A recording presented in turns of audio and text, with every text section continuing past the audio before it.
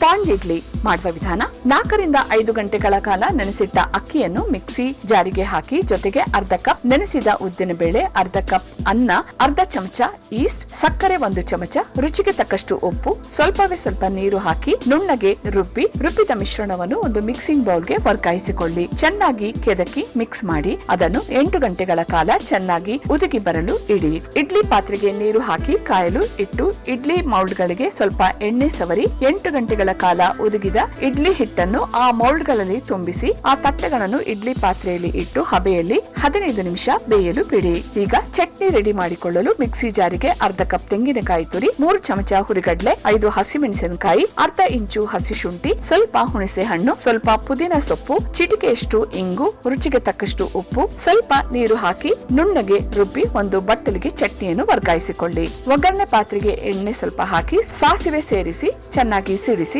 ಸ್ವಲ್ಪ ಕರಿಬೇವಿನ ಸೊಪ್ಪು ಹಾಕಿ ಈ ಒಗ್ಗರಣೆಯನ್ನು ಚಟ್ನಿಗೆ ಸೇರಿಸಿ ಮಿಕ್ಸ್ ಮಾಡಿ. 10 ರಿಂದ 15 ನಿಮಿಷಗಳ ಕಾಲ ಬೆಂದು ಬಿಳಿ ಬಿಳಿಯಾದ ಶುಭ್ರವಾದ ಮೃದುವಾಗಿ ಬಳಕುವಂತ ಸ್ಪಂಜ್ ಇಡ್ಲಿಯನ್ನು ಇಡ್ಲಿ ಮೌಲ್ಡ್ಗಳಿಂದ ತಟ್ಟೆಗೆ ತೆಗೆದು ಹಾಕಿ ಚಟ್ನಿ ಜೊತೆ ನೆಂಚಿಕೊಂಡು ತಿನ್ನುತ್ತಿದ್ದರೆ ಡಜನ್ ಗಟ್ಟಲೆ ಸ್ಪಂಜ್ ಇಡ್ಲಿ ಹೊಟ್ಟೆ ಸೇರುವುದು ಸರಾಗವಾಗಿ.